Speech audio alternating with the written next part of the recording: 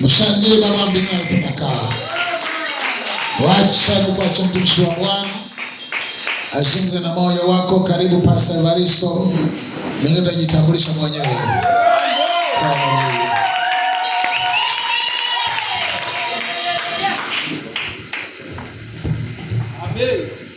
Amina. Bwana Yesu asifiwe. Haleluya. Ninawasalimu katika jina la Yesu. Kwa majina naitwa Pastor Evaristo Mfaume, Muislamu aliyeokoka kwa siku nyingi, mtoto wa padri na sister. Bwana Yesu asifiwe. Amen. Ndio kule mimi natoka, babangu alikuwa padri, mamangu alikuwa sister. Sasa tusemaje kweli? Ndio. Karibu sana Mbeya.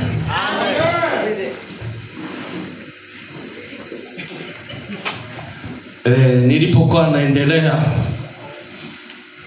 tulipokuwa naendelea kumsifu Mungu, namshukuru Mungu anaendelea kusema na mimi. Nilipokuwa na safari, nilipopanga safari ya kuja huku, nilipoalikwa kufika pale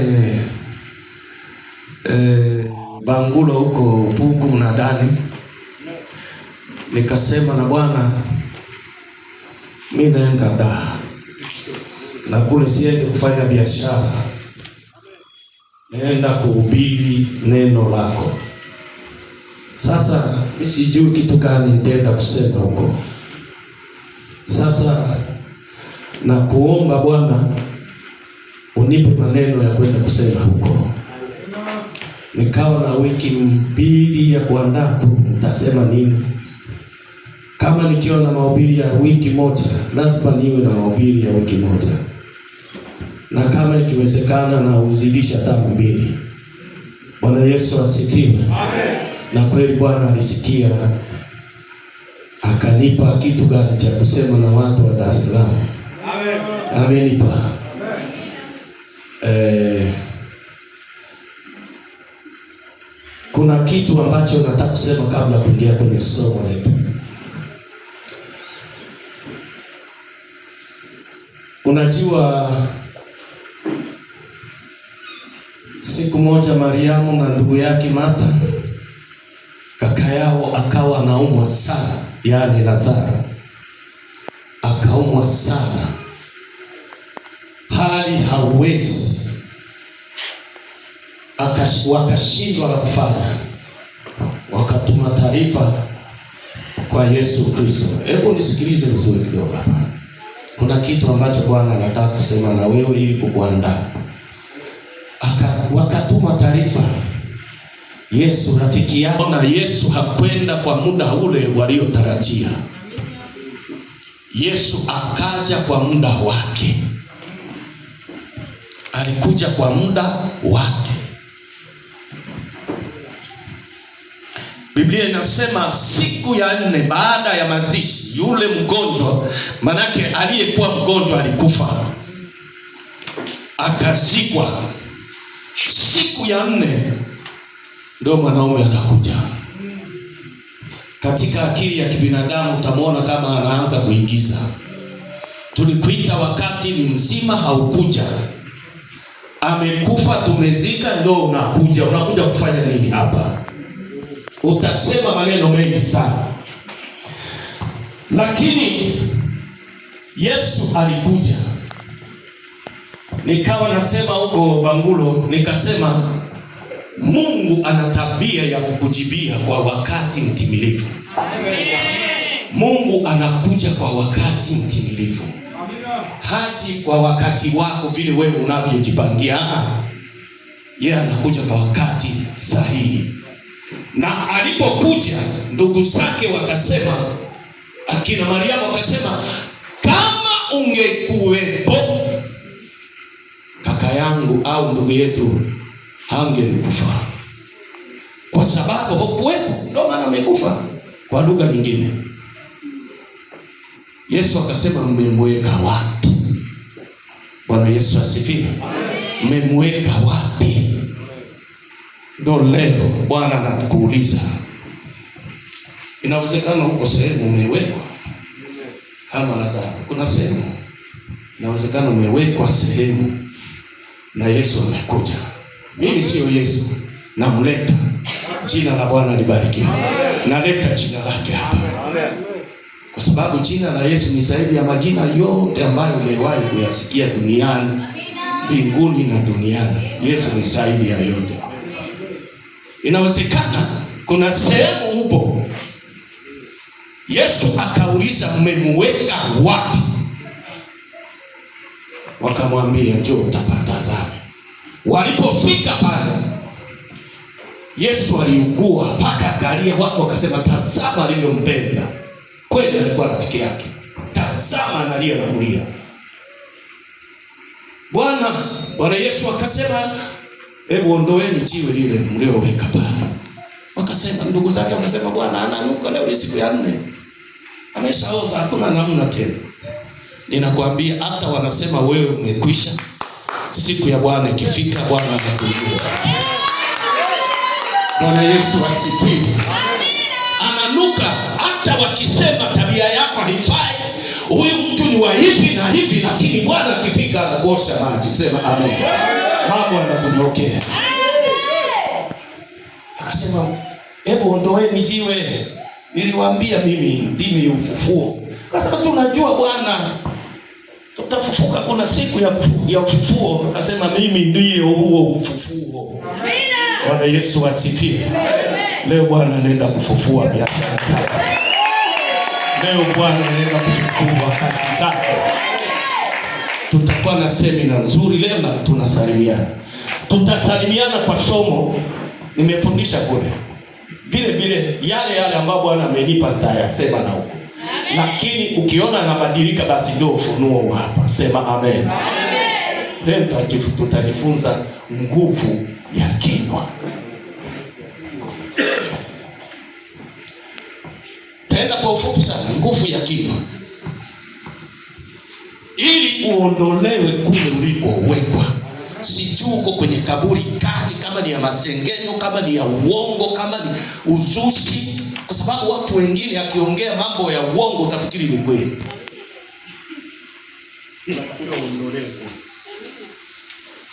Bwana Yesu asifiwe. Amen. Unatakiwa uondolewe kule. Nguvu ya kinywa. Ninaposema nguvu ya kinywa, kinywa kina nguvu. Kinywa kinaumba. Jina la Bwana libarikiwe. Tujifunze hiki kitu. Napenda tunapoanza uwe unaweza kujua ni kitu gani ambacho unakifanya. Nguvu ya kinywa.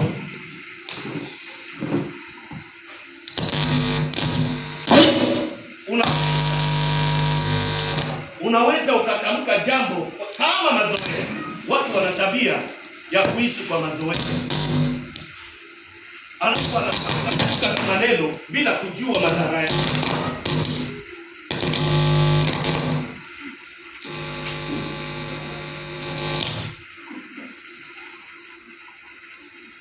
Mtu ana tabia ya kutamkia tu maneno tu.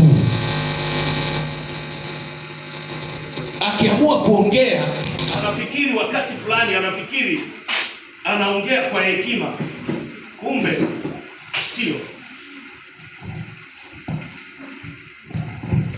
Yanafikiri anachokitamka ni sahihi, kumbe sio. Kwa hiyo kinywa kina nguvu bwana. Kinywa hiki unachokiona kina nguvu ya ajabu sana. Kinaweza kukufanya ukaishi, kinywa kinaweza kukufanya usiishi. Kinaweza kukufanya ubarikiwe, kinywa hiki. Kinaweza kukufanya unaishi maisha magumu ya kutokubarikiwa. Kinaweza kukufanya upone, kinywa. na vinaweza kufanya usipone. Hebu nisomee kitabu cha Yakobo 3 mstari wa 5. 3 mstari wa 5. Yakobo 3 mstari wa 5. Hebu nisomee hapo. Yakobo sura 3 mstari wa 5 na Mungu anasema, hivyo hivyo ulimi nao ni kiungo kidogo. Hivyo hivyo ulimi nao ni kiungo kidogo. Nao ujivuna majivuno makuu. Nao ujivuna majivuno makuu. Angalieni jinsi moto mdogo unavyowasha msitu mkubwa. Angalieni jinsi moto mdogo unaweza kuwasha msitu mkubwa. Nao ulimi ni moto. Nao ulimi ni moto. Ule ulimwengu wa waovu. Ulimwengu wa waovu. Ule ulimi umewekwa katika viungo vyetu. Ulimi umewekwa katika viungo vyetu. Nao ndio utiao mwili wote unajisi. Sawa kabisa. Bwana Yesu asifiwe. Nao ndio utiao viungo, yani mwili mzima unajisi. Viungo vyote kupitia ulimi. Kiungo kidogo sana. Ulimi ni kama njiti ya kiberiti. Unaweza ukaweza hapa katika njiti hapa. Kama ni msitu unaungua, unaenda hata unafika hata nani huko. Utafika hata Chalinze, hata wapi unafika. Kama ni msitu ambao majani yamekauka. Ulimi. Kwa hiyo ulimi una hatari. Ulimi unaweza kukufanya uishi maisha magumu kabisa. Uwe makini sana na ulimi wako. Uwe makini sana na kutamka maneno unayotamka kupitia ulimi wako. Amen. Unanielewa kanisa? Amen. Kuwa makini sana.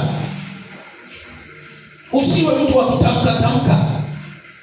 Kuna neno la Kifaransa wanasema pour parler il faut tourner votre langue 7 fois. Manake ili uongee lazima uzungushe ulimi wako mara 7. Yaani fikirie. Zungusha ulimi wako mara 7 ndio utamke. Kwa sababu kuna tabia fulani ambavyo tunavyo. Vitabia ambayo unavyo hata wewe pale ulipo.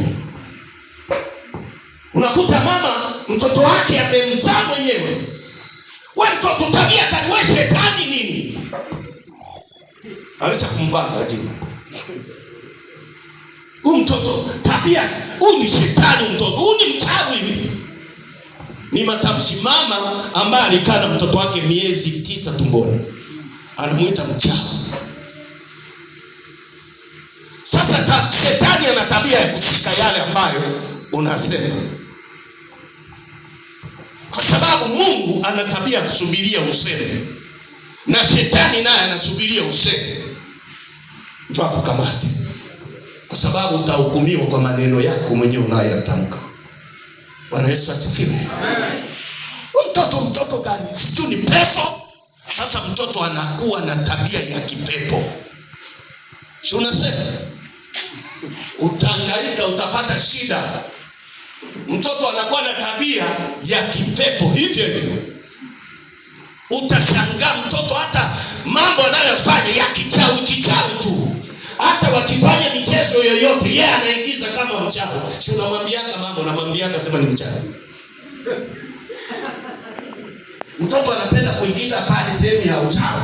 Hata wakiwa wanacheza na wenzie anakuwa mchawi wewe. Bwana Yesu asifiwe. Amen. Haleluya. Amen.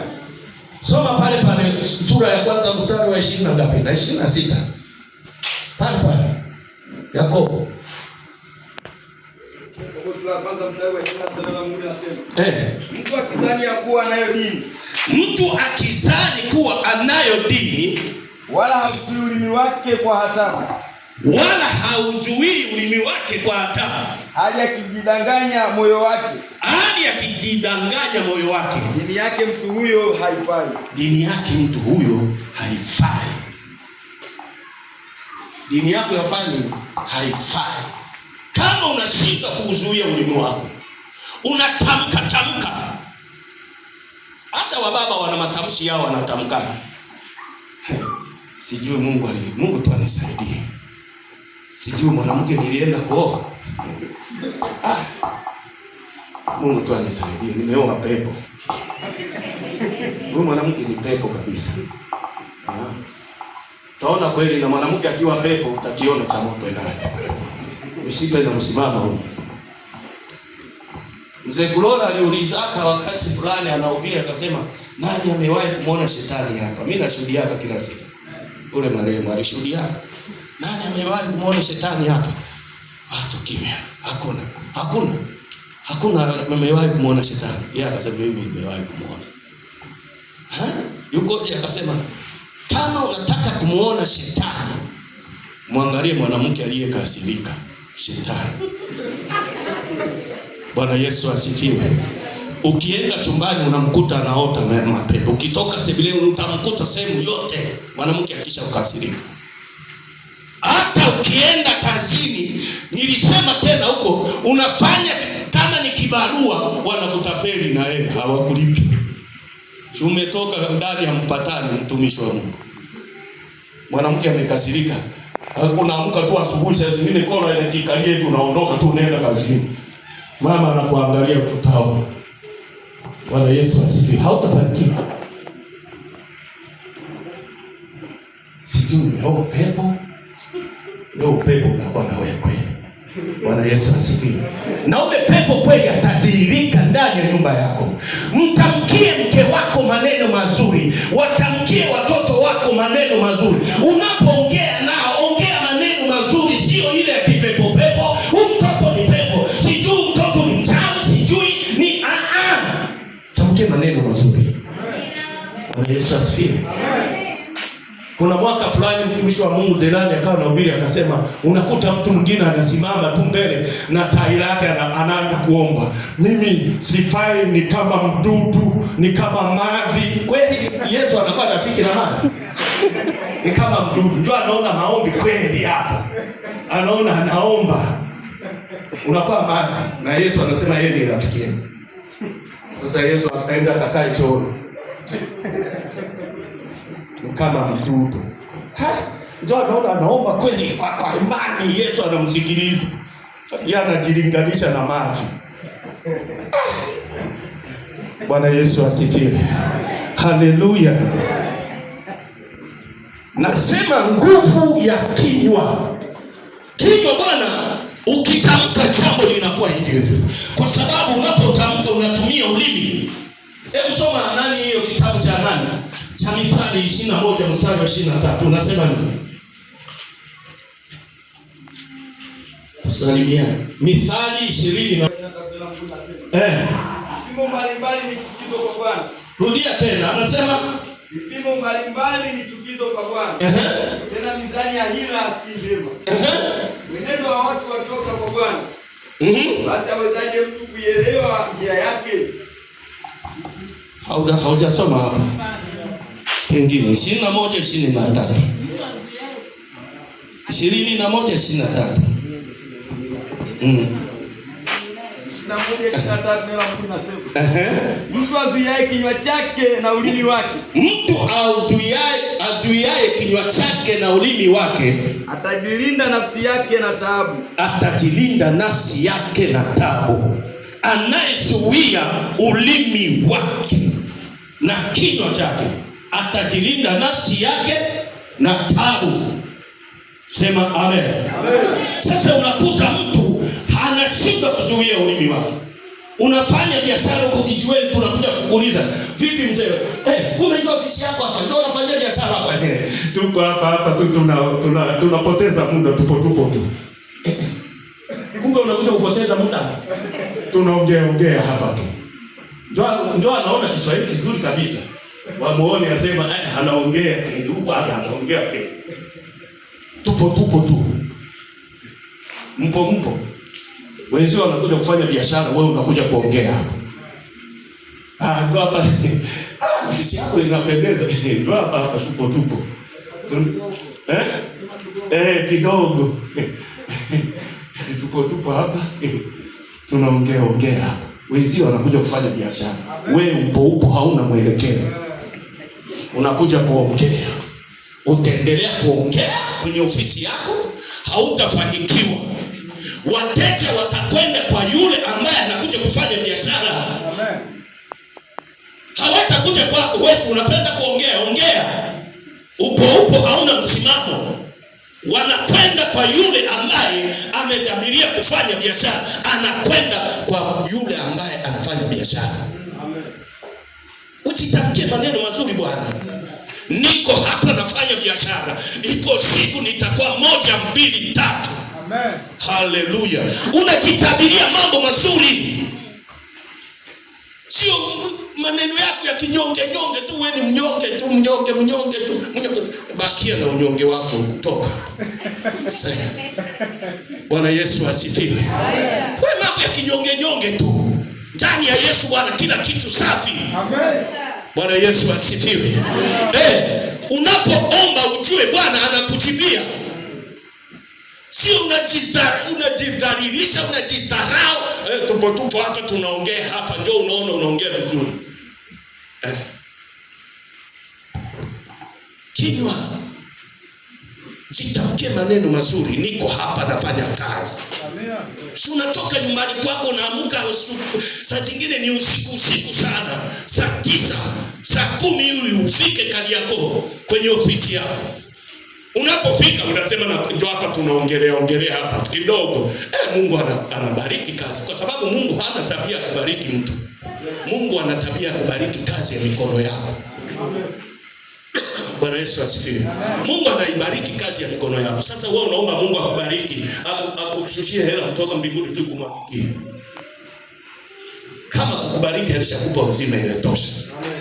Tafuta, fanya kazi, Bwana anabariki kazi yako. Amen.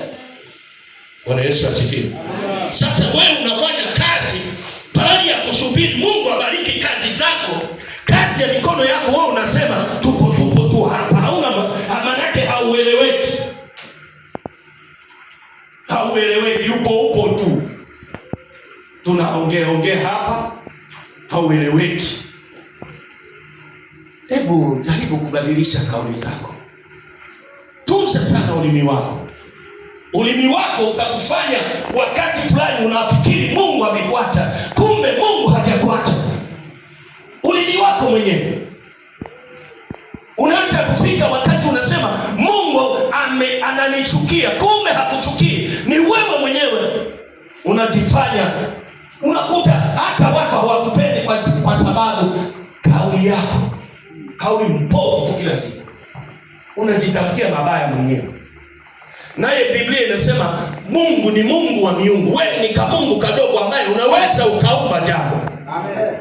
Sasa unapojiumbia upo utakuwa upo tu. Acha hiyo maneno Bwana. Mambo ya kizamani tuache Bwana. Bwana, Biblia inasema kwenye kitabu cha Kumbukumbu la Torati, anasema nitakufanya kuwa kichwa wala huwi chini.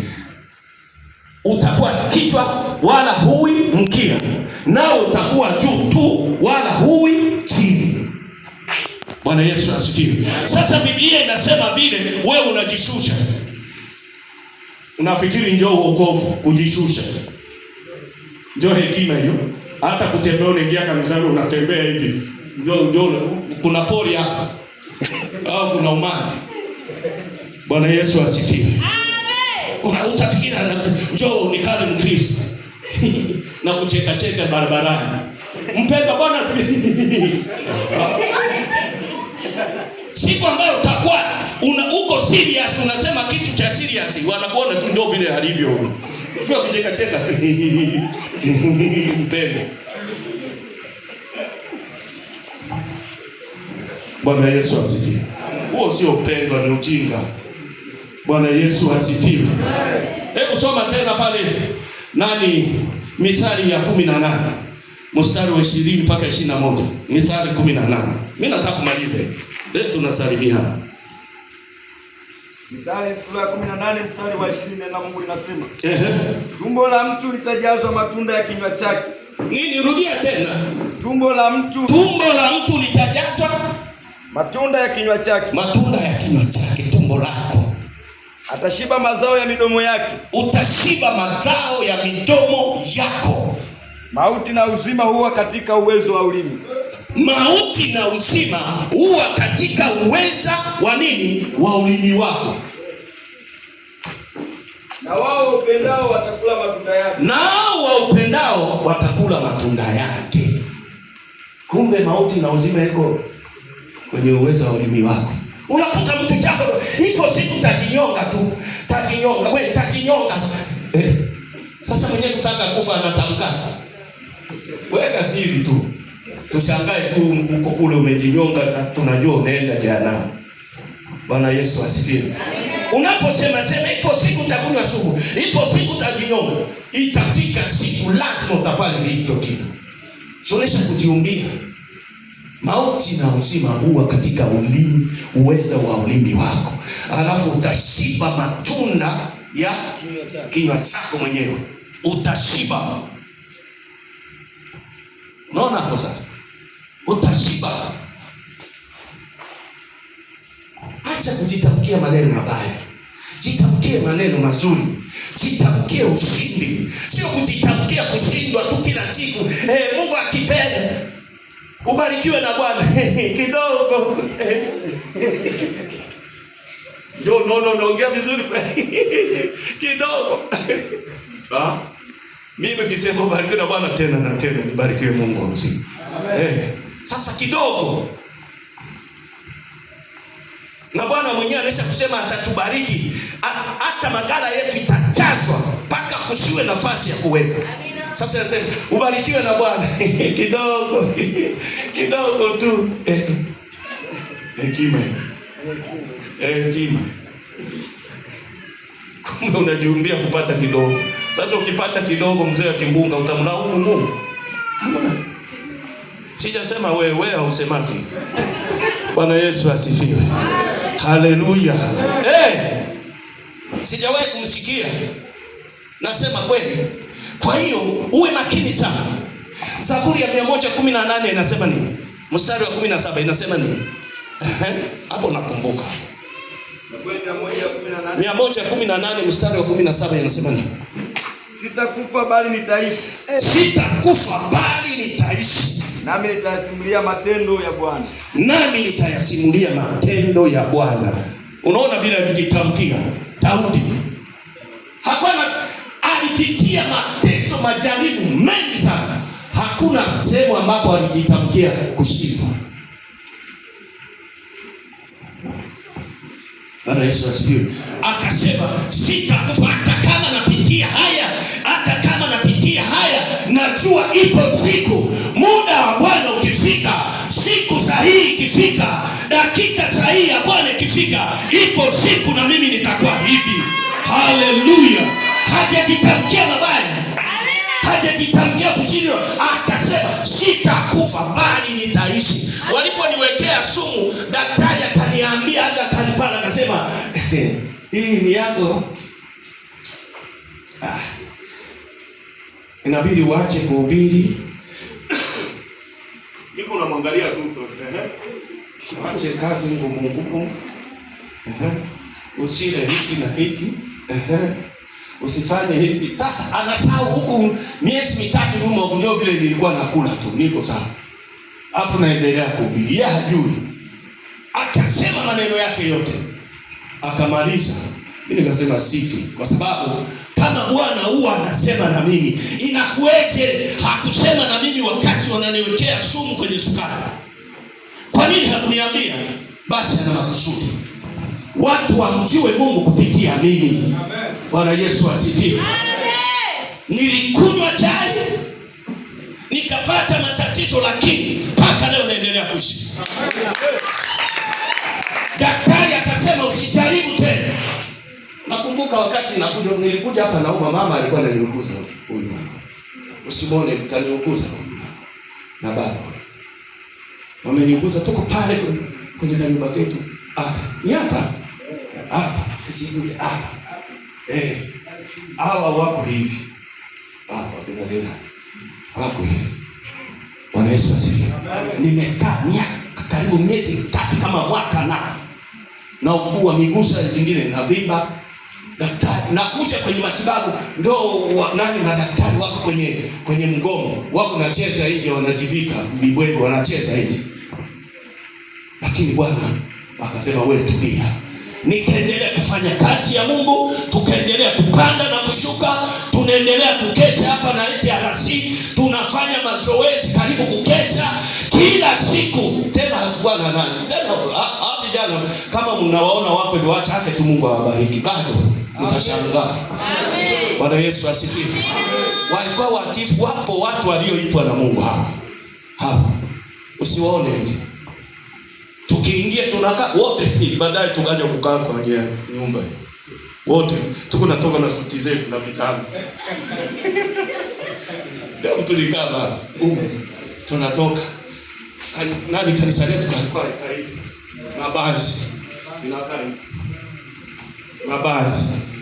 Siku nyingine nikasema tunatoka na masuti na tunavaa vizuri, tunaingia kwenye mabazi.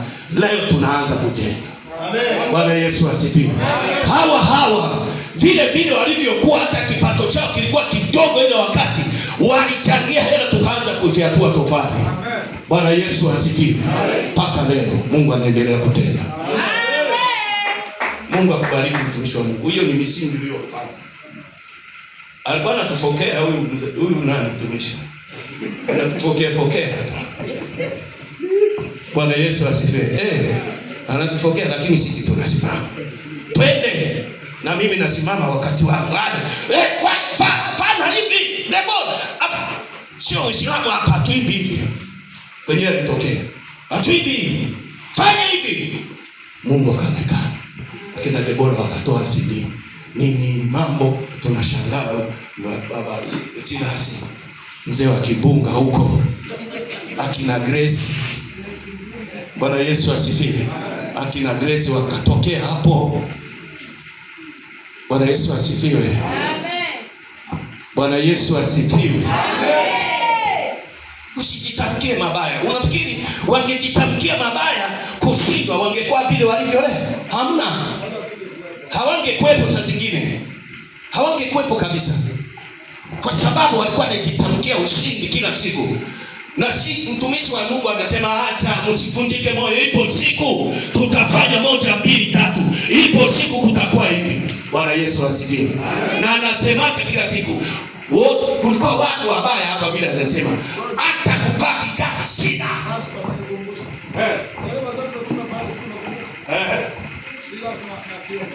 Na kio. Wewe siku ya Christmas mwenzenu. Anatualika tukana. Bwana Yesu asifiwe. Tukasema leo tunaenda kula kapuku, kufika kule maziwa mgando hiyo hapo.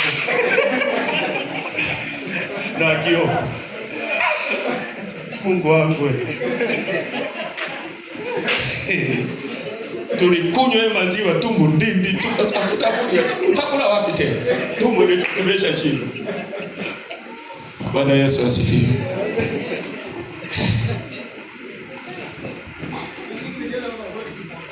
Saizi ukienda Kitimoto twende tukapate. Zamani ilikuwa unakula mtini. Tena siku ya Christmas mtumishi roho. Siku ya Christmas tuko na subiri tukale pilau huku, anatualika kwa na kio. Kumbe umejipanga bwana. Maziwa mgano mtini. Tumbo hatuwezi kuacha. Nimejifunza hivyo. Bishop wangu alinifundishaka. Akasema ukienda kwa mshirika ataka kupikia kile aulani, kwa sababu hakujua, wewe kula. Jitahidi. Hata leo anafanya hivi. Tuko na wale kiongozi wao. Wanatualika Mbalizi pale. Kumbe bwana anaitwa maskini. Ni Masai. Tunahubiri katika. Tena siku ya sikukuu. Tunapiga injili pale, tukaingia mwake. Tukapumzikia, kasema tutaenda kupumzikia kwa. Tukafika tumekaa. Tunashangaa wale yuko pale mkaa. Angalia hapo mbona. Tafuteni maziwa ya mbaya. Ndio mara ya kwanza hatujawahi kula maziwa ya mbaya. Ufunue uonje imeoza. Hatujawahi kula. tayari unaanza. Tukaangaliana tufanyeje? Ndio kiongozi wetu ndugu. Yeye ndio Kiswahili pale anaona anaongea Kiswahili. Sisi hatujui. Ndugu mleni.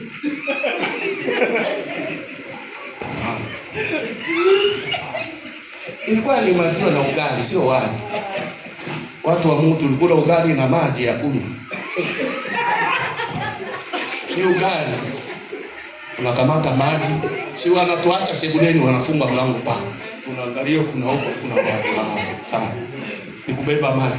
Ndugu, kula. Msiache hata kimoja.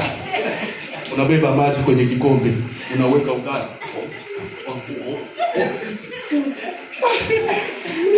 Sasa maziwa tutafanyia nini?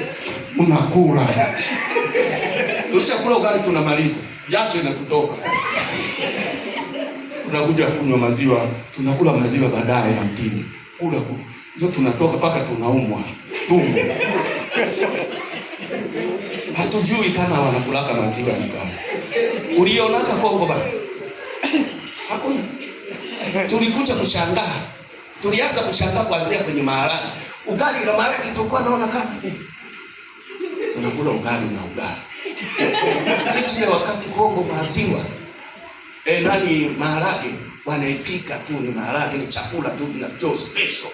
Wanapika kama ni sufuria hapa wanapakulia tu kama nani. Sema muwe kiasi njoo mnakula. Au bure tu maharage inapikwa wanakuwekea kwenye sahani yako unakula maharage inatosha.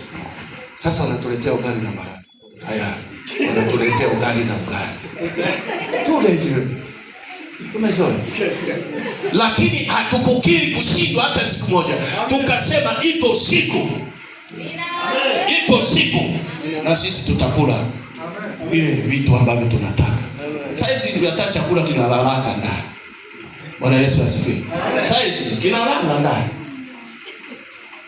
Kinalala. Lakini zamani acha wewe. Siku mbili mnaipiga tu inapita. Mungu anatutia moyo. Amen. Bwana Yesu asifiwe. Haleluya. Zuia kinywa chako. Usiongee hovyo. Jitamkie maneno mazuri kila wakati.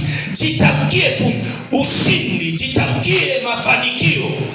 Jitamkie kubarikiwa. Yaani Bwana bariki kazi ya mikono yako. Jitamkie maneno mazuri kila itwapo leo. Sio kinyonge tu unakuwa mnyonge. Hakuna hicho. Acha. Bwana Yesu asifiwe. Amen. Acha usijitamkie maneno ya ovyo.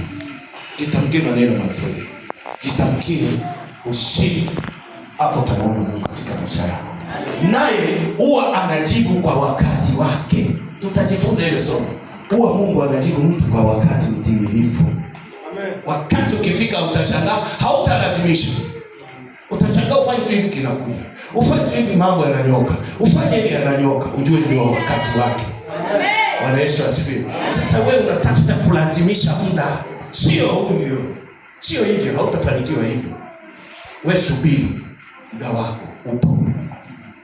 Ikifika siku utaona. Tuko pamoja? Amen. Unanielewa? Amen. Usijitamkie kufa. Ugonjwa ninao au sijui kama nitapona. Unaona kwa Mungu. Haujui kama utapona. Lakini mimi nilikuwa na uhakika nitapona. Sitakufa. Nimekuja kufanya kazi ya Mungu. Lazima nifanye kazi ya Mungu. Mbeba maono au ndoto hafi. Bwana Yesu asifiwe. Ninabeba kitu cha kimungu. Sifi. Watakufa. Unajua wale walionifanyia alikuwa ni mchungaji na mshirika wangu mwenyewe. Mchungaji fulani wa kanisa jingine fulani. Wakaungana na ndugu yake. Wakaongea lugha ya kwao wakaleta sukari. Maana yake tutakufa nyumba nzima. Mimi na watoto wangu. Lakini Bwana kwa sababu ananipenda, hiyo sukari tena namfuata mama njiani alishaondoka. Mama samani. Mimi kwa sababu mimi nitangaza tabaki hapa kushukuru Mungu kwa ajili ya mkutano ulikuwa mkubwa, watu wanaokoka, tumemwona Mungu. Namfuata mama, unipatie sukari. Mama anatoa kilo moja ya sukari, anameza hii itaharibika bure. Niliona kama sukari kidogo iko kwenye hii aka nusu kilo hivi. Niliona baba iko mbali, mama anakasirika kwa mama. Subiri. Niseme ndio nilikuwa nataka. Kumbe ingeenda nyumbani wao wangetangulia kufa. Na baki naye kanisani, naomba, napika chai, nilikuwa na jiko langu la mafuta hata natengeneza chai yangu vizuri, nakunywa, nakuja ilikuwa saa 1, nikaja kuzinduka saa 1 tena. Kwanza nikasikia kama moyo mate anakauka, niende kwa katibu ngambo ya pipa. Naenda kwa katibu, najisikia hivi sijui. Kaninunulia soda ya Coca, tena ina barafu ndani. Nilikunywa baba na mawe huu. Kakuta jasho nakauka. Kumbe naenda kuchanganya sumu na gesi. Nikafika kwenye madhabahu, sitasahau tenzi hiyo niliimba siku. Niliimba hiyo tenzi mpaka leo. Yesu zamani Bethlehem aliyezaliwa kwa ndiye Mwokozi wa ulimwengu akaja kwa. Njoo tenzi niliimbaka. Nilikuwa naimba hiyo tenzi, naimba narudia. Niko nimekaa madhabahuni kama nikaja kuzinduka tena kesho Jumatatu saa 1, saa 12, saa 1 kasoro ya jioni. Mimi nikajua sema ni Jumapili hiyo ndio naona. Najisikia kutapika, kwenda kutapika damu hivi meusi. Binti yangu anakuja wa kwanza. Papa, nini? Ni nani nimekunywa nani nilinda sasa. Naona sijui inakweza. Hakujua kinachoendelea. Kumbe si sumu. Nikamwambia rudi nyumbani, beba hivi nenda nyumbani Biblia. Mimi takuja kesho asubuhi. Mimi nafikiri ni Jumapili hiyo. Kumbe Jumatatu. Anaondoka, nikachukua chai ile nikanywa kidogo. Kugusa tena hivi. Nikaja kuzinduka niko kufanya. Lakini nimefungwa na pingu na kitanda. Lakini nisema sitakufa. Sijafa mpaka leo. Yule mchungaji na yule binti wote wamekufa. Ilipokuja tu corona, mara ya kwanza tu ikambeba. Kichwa nini wakabeba. Kafa. Akabaki binti. Kwa sababu alihama na Iwandi akahamia Tunduma. Kufika Tunduma, corona inakuja ikambeba na yeye. Ikaondoka anaenda kuzika. Nafika msibani sasa, wataka kumuua mtu wa Mungu, lakini mimi sasa wa mama mwache hiyo maneno, asikujia hiyo. Mimi naendelea, wao wamekufa. Kwa sababu sijajitamkia maneno mabaya ya kufa. Mimi sitakufa. Sitakufa mpaka pale Bwana atakaposema. Sitakufa, lazima nihubiri Injili. Mpaka nizekee kwenye Injili. Haleluya. Sisi wanaofikiri nitakufa kesho hivi. Kwa sababu utanunua kataa. Wanaokutinga. Bwana Yesu asifiwe. Kwa sababu mchungaji wetu akisema nikapiga hatua tu papo lazima tununue na hapa na hapa. Piga hatua sasa paka hao wote wakahama na walihama. Sasa amejenga hapo. Amen. Bwana Yesu asifiwe. Amen. Mungu akubariki sana. Amen. Haleluya. Amen. Nilikuwa nakusalimia na hii. Kuwa makini na kinywa. Tunapoendelea siku tutakapoanza semina, tutakapokuwa naendelea, tunza mdomo wako, tunza kinywa chako. Usijitamkie kushindi. Usijitamkie mabaya hata siku moja. Jitamkie ushindi, jitamkie kuwa mzima, jitamkie mafanikio, jitamkie kubarikio, yani Mungu abariki kazi zako. Jitamkie Mungu aonekane katika familia yako. Sawa Bwana Juni?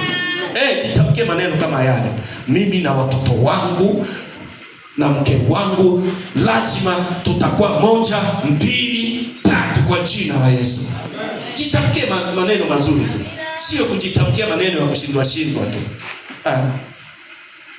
Wanaoshindwa wana nini ni Masimba na Yanga huko, njoo wamefungwa. Sisi hatufungwi na shetani hata siku. Shetani akufungake sisi. Bwana Yesu asifiwe. Mungu akubariki sana.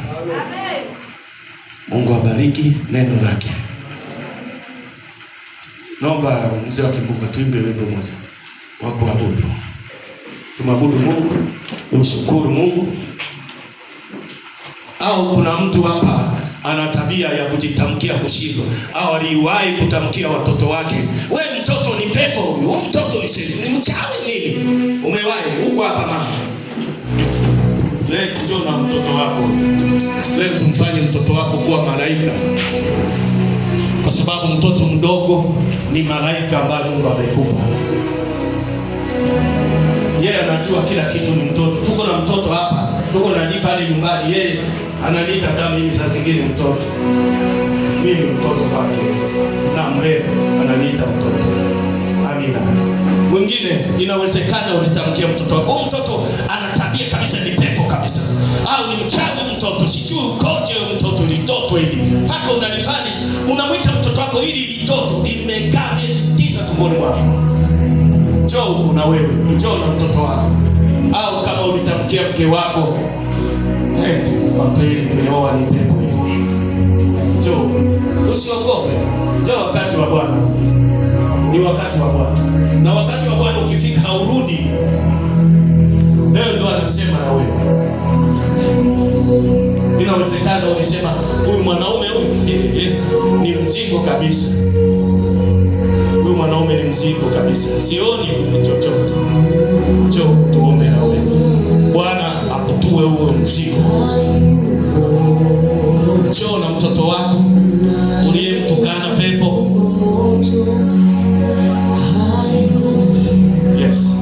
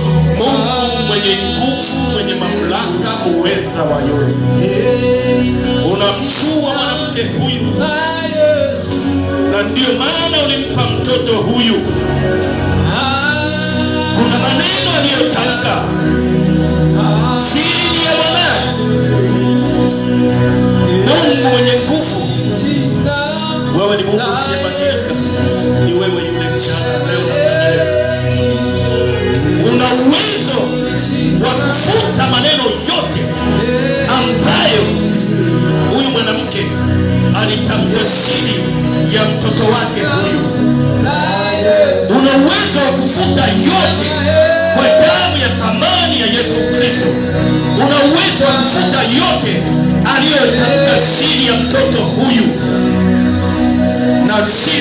ya maisha yake katika jina la Yesu Kristo.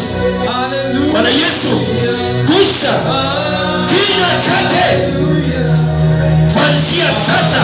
Kinywa hiki kianze kutamka mambo mazuri ya ushindi, ya uzima katika jina la Yesu Kristo. Kinywa hiki kitamke maneno mazuri siri yake na watoto wake, siri yake na mwanae, siri yake na mume wake katika jina la Yesu Kristo wa Nazareti. Ninafunja, ninalaani mipango yote ya shetani siri ya mwanamke huyu. Ninafunja, ninaharibu katika jina la Yesu Kristo wa Nazareti. Kuanzia sasa atatamka mambo mema siri yake, siri ya watoto wake, siri ya familia yake, siri ya mwanae, siri ya familia yake kiujumla katika jina la Yesu. Asante kwa ajili ya uzima, asante kwa ajili ya ushindi, asante kwa ajili ya kufanikiwa. Kuanzia sasa ni malaika wa Mungu hawa wanaenda kukua maisha ya kimungu, ya kimalaika, wakibariki wazazi wao katika jina la Yesu Kristo. Asante Roho Mtakatifu, asante Mwana wa Mungu, asante Emmanuel, katika jina la Yesu Kristo wa Nazareti. Kuanzia sasa mtoto huyu ataishi maisha ya kimalaika, maisha ya kubariki wazazi, maisha mazuri kabisa. Kuanzia sasa nguvu za giza, nguvu za kipepo zili yake hakuna nafasi tena katika jina la Yesu Kristo wa Nazareti. Asante Bwana Yesu kwa kutenda sana neno lako. Asante Bwana. Asante Bwana Yesu. Asante kwa kusema nasi. Asante kwa kusema na kanisa lako katika jina la Yesu.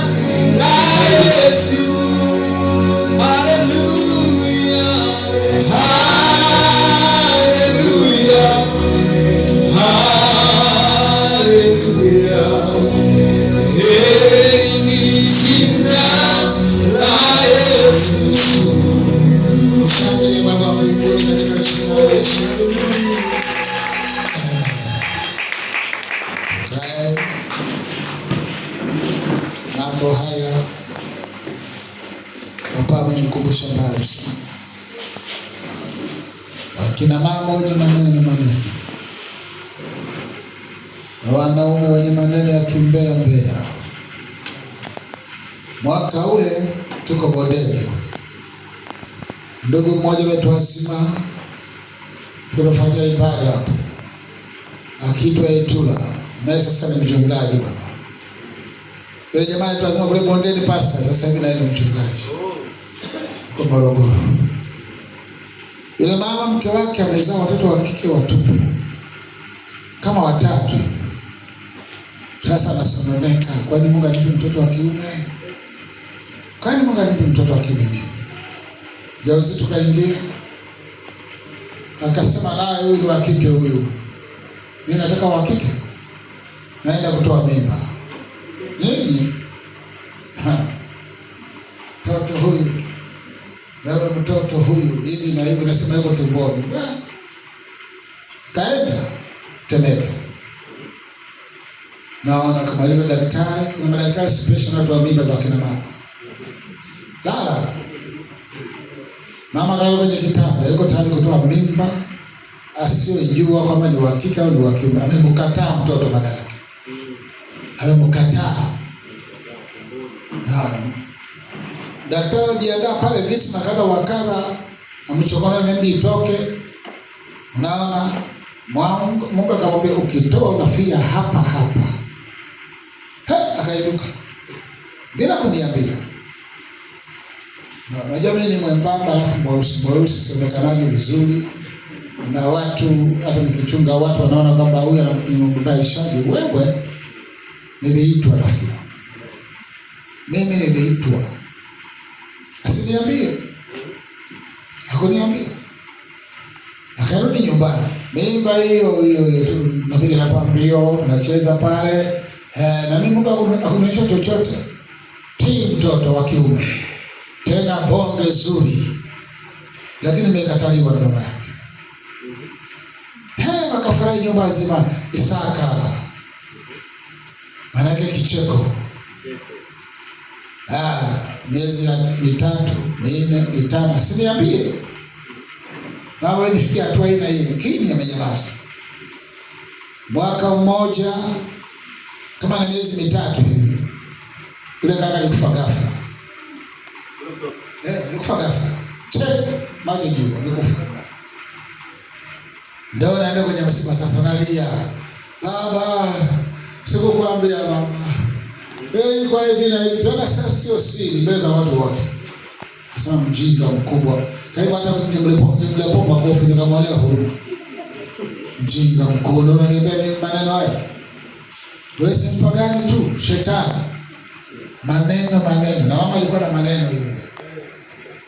Wakina mama wale walikuwa na maneno wale. Sijui nyinyi hapa. Wakikaa kanisani kama vile wazuri wewe, waacha watoke nje. Waacha watoke nje, mafundisho yote wanasahau baba, wanasahau yote wanasahau. Asikumwambia, mwaya, na mzungu anabadilika, mwaya, shoga wewe, nenda sawa, una shoga.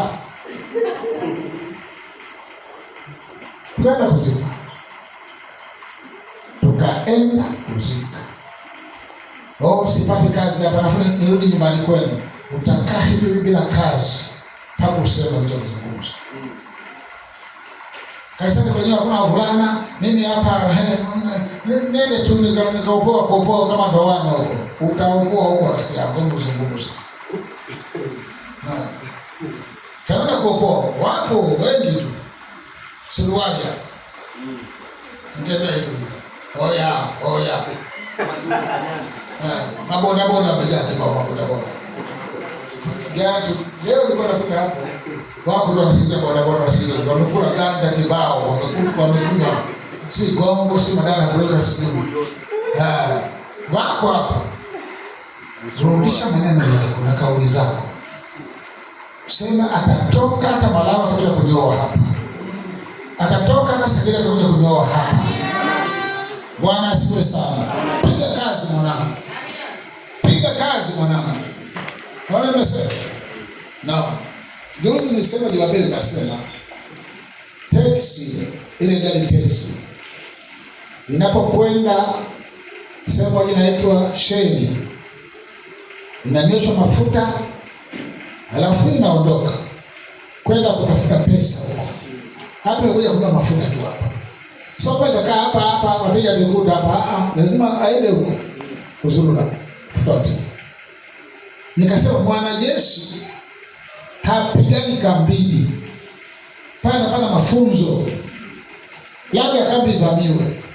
Kama haijavamiwa, pala kuna vita. Vita viko kule nje. Na Mkristo aliyeokoka unapokuja hapa unanyosha mafuta ya kiroho hapa. Ukristo huko uonyesha kule nje ili waje wafuate waje. Bwana asifiwe sana. Ukiuacha Ukristo hapa kule ukienda na magumashi yako, shauri yako mpendwa. Ukristo ni kule nje kule. Wala sio waone Ukristo wako. Umtukuze Baba wa mbinguni, waseme huyu ni mwanafunzi wa Kristo. Unanisikiliza? Amen. Unanisikiliza? Amen. Unaona? Naamini leo ukitoka kule nje utajizuia ulimi wako usinene mabaya. Nilikwenda Kariakoo, nikafika Kariakoo, nikaenda Shimoni. Fika Shimoni nikanunua dagaa. Amekuza yote nani? Amekuza nani yote? Unaongea maneno mengi kama Abdalla. Unawafahamu wale? Anaweka kibandiko huko na kigeuzi hapa. Unaweza kuweka hapa, nimekula hapa takata, nitajua hapa. Kutoka hapa nasafiri. Kumbe bao. Ushakona hapo cheza bao. Hapa hii nyumba nakula hii nyumba hii. Hapo napanga na nyumba hana. Nyumba iko hapa. Nikitoka hapa, nakwenda safari na safiri. Kufika hapa natakata. Hajaoga toka asubuhi. Natakata. Punguza maneno. Sema amen. Amen. Mwambie mwenzako punguza maneno. Wewe ni mwana wa Mungu. Watoto wa kifalme hawasemi ovyo ovyo. Naona bwana. Hata serikali haichagui watu ovyo kwenda usalama wa taifa. Ukiwa na maneno mengi mengine wanaangalia darasani wala wanaangalia sababu ya faili. Wako wale sekondari au shule ya msingi. Wanamwona mkimya tu. Huyu weka kando. Ndio wako wamejaa. Hawatoa siri. Wewe kanisani unatoa tu. Kanisani pale nimemwona amekuja uchumba pale kanisani. Tena una watu wa mataifa. Ushindwe kwa jina la Yesu. Amen. Shindwe kabisa. Tena ushindwe ulegee kabisa. Polo ulegee. Sema amen. Amen. Sema amen. Amen. Utakula kwa maneno utakula matunda ya maneno nini yako. Ule matunda mazuri mwanangu. Amen. Bwana asifiwe sana. Amina. Ule matunda mazuri na kuombea, Bwana akuinue, Bwana akutetee, Bwana akupiganie. Alafu na ndugu zako waje wajivunie. Sasa tunaye ndugu yetu huko Dar es Salaam. Unapokwenda nyumbani vijijini kwenu ukotoka, huendi na basi tena. Unakwenda na gari gani? Hebu sema gari gani unakwenda nao kule kwenu? Katalama. Mbona mnasema kwa mashaka? Esther. Gari gani unakwenda nao kwenu? Sawa. Sasa sikusikii. Vipi mtu na Range Rover. Pantene. Range Rover. Range Rover. Inanesa tu. Sio kapu zake bwana unafikiri zimeweka sasa hivi. Unaona? Unafikiria vitu kama hivyo. Mkiwa peke yenu, ukiona mtu analeta mambo ya giza pale mwambie bwana usikie kanisani kwa mtu mfahamu kule. Amina. Wewe usikia? Nenda zako hapa kama umechelewa. Unaona? Huyu baba mimi namfahamu. Kuanzia Jumatano ni semina hapa. Amina. Patawaka moto hapa. Amen. Wanaomfahamu watakosa hapa. Mimi najua. Kama una matatizo utafunguliwa hapa. Amen. Nimefanya kazi nawe Kenya, Kongo, kote huko vijijini, Zambia kote huko tumepita. Naona waziwazi Mungu atafungua watu. Amen. Wakati mwingine tumefika pale Zambia pale, piga injili. Wazee wakasema wakakimbia, kama wakakimbia nje. Watu wote mapepo wamepagawa hapo. Wazee wakasema waoga wakakimbia kama wana Zambia. Matombe yanasema hivi, tumewakimbia Dar es Salaam tufuata na huku. Mtufuata mpaka huku. Tumewakimbia Pwani na kuja mpaka huku. Wasema hawajui Kiswahili, kama mabibi anazungumza Kiswahili ndani yao. Kwa hiyo kuanzia Jumatano hapata waka moja nafikiri. Saa 10:30. Sema amen. Tufanye saa 11. Ila ndio kazini huko ndani muombange ruhusa mujanja kwa mwai. Amen. Hata kama ulikwama kwa uzazi utafunguka hapa kwa jina la Yesu. Amen. Waambie watu waje huko hapa. Amen. Bwana tuna maajabu hapa. Amen. Utamwona Mungu. Kama ile kazi uitaki unayofanya, njoo hapa kwanza Jumatano. Amen. Bwana atakubadilisha kibao kitabadilika. Amina. Haleluya kanisa la Bwana. Amen. Alafu kuja Jumatano tunakuta tuko watatu. Wengine wote hawakusikia, walikuwa nawaza nje wakati mchungaji anatangaza. Tunakuwa na semina Jumatano. Yuko pale kwa mchungaji Nzelani. Huyu ni baba yetu huyu. Wengi wanamfahamu hapa. Amen. Bwana Samuel anamwitaka mzee wa Kimbunga. Hivi mjini ulipata wapi? Kilambo. Mzee wa Kimbunga. Ni Kimbunga kweli. Asante sana. Mungu awabariki sana. Unaona, napendeza kama nini. Hasa kwa watii. Napendeza kama nini. Funga mdomo. Anakuja hapa. shoga. Mwambie mimi sio shoga. Mimi ni fulani. Mashoga wako Mbezi, nenda Mbezi utakuta mashoga kule. Au Sinza, wamejaa kule Sinza. Hasa mashoga tu, shoga urafiki. Sema rafiki sio shoga. Akibambiza shoga, mtoto wako utakuja kwa shoga bure. Wewe unacheza. Lazima na ulimi wewe. Shoga anasema, shoga, wewe. Haya. Tunamaliza. Tunatoa sadaka sasa. Sasa tunatoa sadaka.